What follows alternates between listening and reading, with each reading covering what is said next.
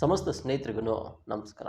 ನಾವು ಯಾವಾಗ್ಲೂ ಸತ್ಯವನ್ನೇ ಯಾಕೆ ಹೇಳಬೇಕು, ಸತ್ಯವನ್ನೇ ಮಾತಾಡು ಅಂತ ಸ್ಕೂಲಿಂದ ಹಿಡಿದು ಹಣ್ಣು ಮುದುಕರವರೆಗೂ ಅವರು ತನ್ನ ಜೀವನದ ಸಂದೇಶದಲ್ಲಿ ಈ ಒಂದು ಅಂಶವನ್ನು ಹೇಳ್ತಾನೆ ಇರ್ತಾರೆ. ಯಾಕೆ ಯಾಕೆ ನಾವು ಯಾವಾಗ್ಲೂ ಸತ್ಯವನ್ನೇ ಹೇಳಬೇಕು? ಈ ವಿಡಿಯೋನಲ್ಲಿ ನಾನು ನಿಮಗೆ ಕೆಲವು ಚಿಕ್ಕದಾದ ಇನ್ಸೈಟನ್ನು ನೀಡುವಂತಹ ಪ್ರಯತ್ನವನ್ನು ಪಡ್ತೀನಿ. ಸೊ ಈ ವಿಡಿಯೋನ ಕೊನೆವರೆಗೂ ನೋಡಿ.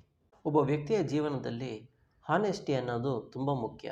ಇದರರ್ಥ ಸುಳ್ಳು ಹೇಳದೇ ಇರೋದು. ಕೆಲವು ಸರಿ ನಾವು ಸುಳ್ಳು ಹೇಳಬೇಕು ಅಂತಲೇ ನಮಗೆ ಅನ್ನಿಸ್ತಾ ಇರಲ್ಲ, ಹಾಗಿದ್ರೂ ನಾವು ಸುಳ್ಳು ಹೇಳ್ಬಿಡ್ತೀವಿ. ಖಂಡಿತವಾಗ್ಲೂ ಕೇಳಿರ್ತೀರ ಈ ಸೇಯಿಂಗ್ಸ್ನ. ಏನಂದರೆ, ಒಂದು ಸುಳ್ಳು 1000 ಸುಳ್ಳಿಗೆ ಕೊಂಡಿ ಹಾಕ್ಕೊಂಡು ಹೋಗ್ತಾನೇ ಇರುತ್ತೆ ಅಂತ. ಒಂದು ಸುಳ್ಳು ಇನ್ನೊಂದು ಸುಳ್ಳಾಗಿ, ಇನ್ನೊಂದು ಸುಳ್ಳಾಗಿ, ಆ ಥರನೇ ಅದು ಚೈನ್ ಲಿಂಕ್ ಹಾಕ್ಕೊಂಡು ಹೋಗ್ತಾನೇ ಇರುತ್ತೆ. ಇದರರ್ಥ ಒಂದು ಸರಿ ನಾವು ಸುಳ್ಳು ಹೇಳೋದಕ್ಕೆ ಸ್ಟಾರ್ಟ್ ಮಾಡಿಬಿಟ್ವಿ ಅಂದರೆ ಅದನ್ನು ಮತ್ತೆ ನಿಲ್ಲಿಸೋದು ತುಂಬ ಕಷ್ಟ. ಅದಾದಮೇಲೆ ಇರೋ ಪರಿಸ್ಥಿತಿಗಿಂತ ಇನ್ನಷ್ಟು ಪರಿಸ್ಥಿತಿ ಹಾಳಾಗೋದಕ್ಕೆ ಸ್ಟಾರ್ಟ್ ಆಗುತ್ತೆ. ಸುಮ್ಮನೆ ಒಂದು ಉದಾಹರಣೆಗೆ, ಒಂದು ಪರಿಸ್ಥಿತಿಯಿಂದ ನೀವು ತಪ್ಪಿಸ್ಕೊಳ್ಳೋದಕ್ಕೆ ಒಂದು ಸುಳ್ಳನ್ನು ಹೇಳಿಬಿಡ್ತೀರ. ಆ ಟೈಮ್ಗೆ ನಿಮಗೆ ಅದೇನು ತುಂಬ ದೊಡ್ಡದಾಗೇನು ಕಾಣಿಸಲ್ಲ. ಅದಾದಮೇಲೆ ನೀವು ಹೇಳಿರ್ತೀರಲ್ಲ ಆ ಮೊದಲನೇ ಸುಳ್ಳು, ಅದನ್ನು ಕವರಪ್ ಮಾಡೋದಕ್ಕೆ ಇನ್ನೊಂದಷ್ಟು ಸುಳ್ಳು ಹೇಳೋದಕ್ಕೆ ಸ್ಟಾರ್ಟ್ ಮಾಡ್ತೀರಾ.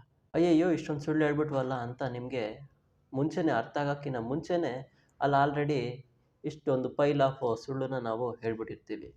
ಸೊ ಇಲ್ಲಿ ಏನು ಪ್ರಾಬ್ಲಮ್ ಅಂದರೆ, ನಾವು ಏನೇನು ಸುಳ್ಳು ಹೇಳಿದ್ದೀವಿ ಅಂತ ನಾವು ಎಲ್ಲ ಟೈಮಲ್ಲೂ ಟ್ರ್ಯಾಕ್ ಆಗಿ ಇಟ್ಕೊಂಡಿರೋಕ್ಕಾಗಲ್ಲ. ಆ ಟೈಮಲ್ಲಿ ಒಂಥರ ಹೇಳಿರ್ತಾರೆ, ಈ ಟೈಮಲ್ಲಿ ಇನ್ನೊಂದು ಥರ ಹೇಳಿರ್ತಾರೆ. ಸೊ ನಾವು ಕರೆಕ್ಟಾಗಿ ಇಂಥ ಟೈಮಲ್ಲಿ ಇದನ್ನೇ ಹೇಳಿದ್ವಿ ಅಂತ ಜ್ಞಾಪಕ ನಮಗೆ ಎಲ್ಲ ಟೈಮಲ್ಲೂ ಇರೋದಿಲ್ಲ. ಆದ್ದರಿಂದನೇ ಕೆಲವು ಸರಿ ಜನರಿಗೆ ಗೊತ್ತಾಗ್ಬಿಡುತ್ತೆ, ಇವನೇನೋ ಬೇರೆ ಮಾಡಿಫೈ ಮಾಡಿ ಹೇಳ್ತಾ ಇದ್ದಾನೆ ಅನ್ನೋ ಟೈಮಲ್ಲಿ ನಾವು ಸಿಕ್ಕಾಕೊಂಡ್ಬಿಡ್ತೀವಿ. ಸ್ನೇಹಿತರೆ, ಒಂದು ಪಿಕ್ಚರಲ್ಲಿ ರೆಪ್ರೆಸೆಂಟ್ ಮಾಡ್ತೀನಿ ನೋಡಿ. ನಾವು ಸುಳ್ಳು ಹೇಳೋದಕ್ಕಿಂತ ಮುಂಚೆ ಹೀಗೆ ನಾರ್ಮಲ್ ಆಗಿರುತ್ತೆ, ಸಿಚುವೇಶನ್ ಎಲ್ಲ ಕರೆಕ್ಟಾಗಿರುತ್ತೆ, ಏನು ತೊಂದರೆ ಇರಲ್ಲ.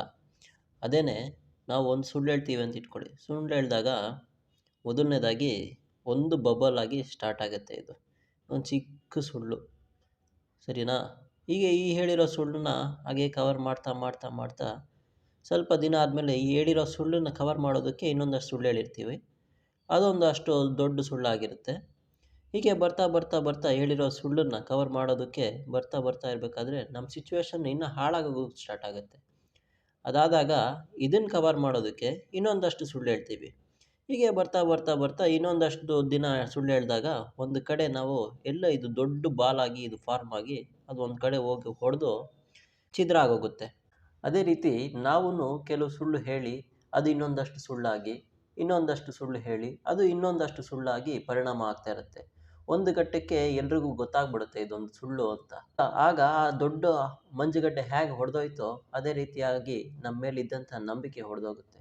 ಅದಾದಮೇಲೆ ನೀವು ನಿಜ ಹೇಳಿದ್ರೂ ಯಾರು ನಂಬೋದೇ ಇಲ್ಲ. ಸ್ನೇಹಿತರೆ, ಇಂಗ್ಲೀಷಲ್ಲಿ ಇಂಟಿಗ್ರಿಟಿ ಅಂತ ಒಂದು ವರ್ಡ್ ಇದೆ. ಮ್ಯಾಥ್ಸ್ ಇಂಟಿಗ್ರಿಟಿ ಅಲ್ಲ. ಇಂಟಿಗ್ರಿಟಿ ಅಂದರೆ ಯಾವುದೇ ಒಂದು ಸಂದರ್ಭ ಬಂದ್ರೂ ನಾವು ಹಾನೆಸ್ಟ್ ಆಗಿರೋವಂಥದ್ದು. ಅದಾದಮೇಲೆ ನಮಗೆ ಆದಂತಹ ಕೆಲವು ಮೌಲ್ಯಗಳಿಗೆ ನಾವು ಬೆಲೆಯನ್ನು ಕೊಡುವಂಥದ್ದು.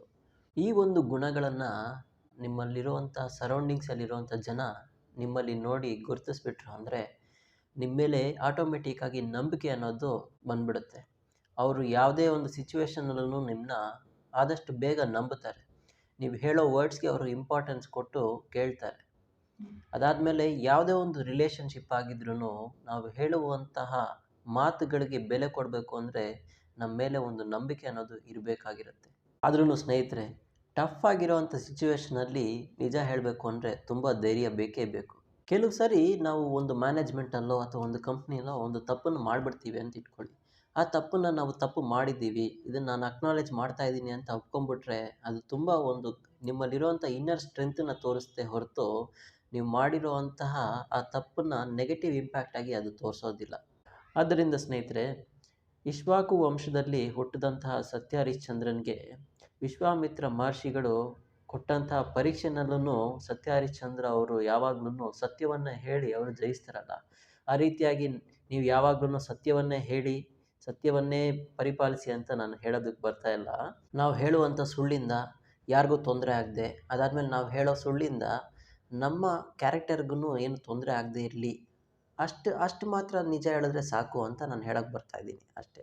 ಸ್ನೇಹಿತರೆ, ನಾನು ಏನು ಯಾವಾಗ್ಲೂ ಸುಳ್ಳೇ ಹೇಳಿಲ್ಲ ಅಂತ ನಾನೇನು ಕ್ಲೈಮ್ ಮಾಡ್ತಾ ಇಲ್ಲ. ಬಟ್ ಒಂದು ಕತೆ ಹೇಳ್ತೀನಿ, ನಿಮ್ಗೆ ಅರ್ಥ ಆಗುತ್ತೆ ನೋಡಿ. ಒಂದು ಸರಿ ಒಬ್ಬ ಕುರಿ ಮೇಯಿಸುವಂತಹ ಒಬ್ಬ ಹುಡುಗ ಇರ್ತಾನೆ. ಅವನೊಂದು 50 ಕುರಿನ ಸಾಕ್ಕೊಂಡು ಇರ್ತಾನೆ. ಒಂದು ಹಳ್ಳಿಯಲ್ಲಿ ಸಾಕ್ಕೊಂಡಿರ್ತಾನೆ. ಹಳ್ಳಿ ಪಕ್ಕದಲ್ಲೇ ಒಂದು ದೊಡ್ಡದಾದಂತಹ ಒಂದು ಕಾಡಿರುತ್ತೆ. ಈ ಹುಡುಗನಿಗೆ ಸ್ವಲ್ಪ ಹುಚ್ಚು.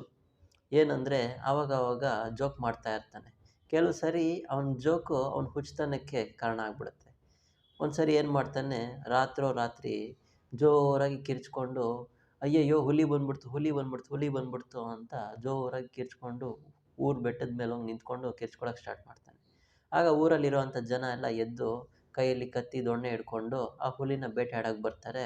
ಬಂದೆಲ್ಲ ನಿಂತ್ಕೊಂಡು ಎಲ್ಲಿ ಎಲ್ಲಿ ಅಂತ ಹುಡುಕ್ತಾ ಇರಬೇಕಾದ್ರೆ, ಅಯ್ಯಯ್ಯೋ ನಂಬಿಟ್ರಾ, ನಾನು ಸುಮ್ಮನೆ ಹೇಳ್ದೆ ಅಂತ ಹೇಳ್ಬಿಟ್ಟು ಅವ್ರನ್ನೆಲ್ಲ ಓಡಿಸ್ಬಿಡ್ತಾನೆ. ಅವ್ರಿಗೂ ಸರಿ ಅಂದ್ಬಿಟ್ಟು ಇವ್ನಿಗೇನೋ ಹುಚ್ಚಿಡ್ದಿರ್ಬೇಕು ಅಂದ್ಬಿಟ್ಟು ಅವ್ರು ಹೋಗ್ಬಿಡ್ತಾರೆ. ಎರಡನೇ ಸರಿನೂ ಹಾಗೆ ಮಾಡ್ತಾನೆ. ತಿರ್ಗಾ ಅವರು ಒಂದು ನಂಬಿಕೆ ಇರುತ್ತೆ, ಆದ್ದರಿಂದ ತಿರ್ಗಾ ಬರ್ತಾರೆ ಜನ, ಕೈಯಲ್ಲಿ ದೊಣ್ಣೆ ಹಿಡ್ಕೊಂಡು ಬರ್ತಾರೆ, ಎಲ್ಲಿ ಎಲ್ಲಿ ಅಂತ ಹುಡುಕ್ತಾರೆ. ಆವಾಗ್ಲೂ ಇದೇ ಥರ ನಾನೊಂದು ಸುಳ್ಳು ಹೇಳ್ಬಿಟ್ಟೆ ಅಂತ ಹೇಳ್ತಾನೆ. ಅವ್ರಿಗೂ ಸ್ವಲ್ಪ ಇದ್ದಿದ್ದ ನಂಬಿಕೆನೂ ಹೊರ್ಟೋಗುತ್ತೆ. ಮೂರನೇ ಸರಿ ನಿಜವಾಗ್ಲೂ ಒಂದು ಹುಲಿ ಬಂದ್ಬಿಟ್ಟು ಅವ್ರ ಊರಲ್ಲಿ ಅವ್ನು ಸಾಕ್ಕೊಂಡಿರ್ತಾನಲ್ಲ, ಅವ್ನು ಸಾಕಿರೋವಂಥ ಮೇಕೆಗಳನ್ನ ಒಂದೊಂದಾಗಿ ತಿನ್ನೋದಕ್ಕೆ ಸ್ಟಾರ್ಟ್ ಆಗುತ್ತೆ. ಇವನಿಗೆ ಆ ರಾತ್ರಿಯಲ್ಲಿ ಅವ್ನಿಗೆ ಎಚ್ಚರ ಆಗ್ಬಿಟ್ಟು ನಿಜವಾಗ್ಲೂ ಹೋಗಿ ಕಿರ್ಚ್ಕೊತಾನೆ. ಕಿರ್ಚ್ಕೊಂಡು ಬನ್ನಿ ಕಾಪಾಡಿ, ಹುಲಿ ಬಂದ್ಬಿಟ್ಟಿದೆ, ಹುಲಿ ಬಂದ್ಬಿಟ್ಟಿದೆ ಅಂದರೆ ಒಬ್ಬನೂ ಬರಲ್ಲ ಅವನ ಸಹಾಯಕ್ಕೆ. ಇದಕ್ಕೆ ಕಾರಣ ಏನು? ಅವನು ತನ್ನ ಮೇಲೆ ಉಳಿಸ್ಕೊಂಡಂತಹ ನಂಬಿಕೆ ಹಾಳಾಗೋಗಿರುತ್ತೆ.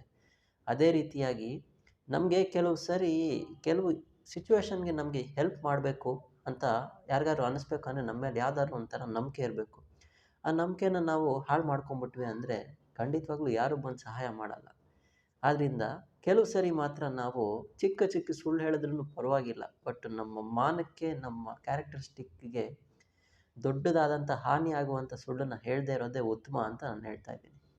ಸ್ನೇಹಿತರೆ, ಈ ವಿಡಿಯೋ ನಿಮಗೆ ಯಾವುದಾದ್ರೂ ಒಂಥರ ನಿಮಗೆ ಯೂಸ್ ಆಗಿರುತ್ತೆ ಅಂತ ನಾನು ಖಂಡಿತ ನಂಬ್ತಿದ್ದೀನಿ. ಆದ್ದರಿಂದ ಮುಂಬರುವಂಥ ವಿಡಿಯೋ, ಅದಾದಮೇಲೆ ಇವಾಗ ನೋಡ್ತಾ ಇರೋವಂಥ ವಿಡಿಯೋ, ಇದಕ್ಕೆಲ್ಲ ಲೈಕ್ ಮಾಡಿ, ಸಬ್ಸ್ಕ್ರೈಬ್ ಮಾಡ್ಕೊಳ್ಳಿ, ಸಪೋರ್ಟ್ ಮಾಡಿ, ಬೇರೆಯವ್ರಿಗೂ ಶೇರ್ ಮಾಡಿ.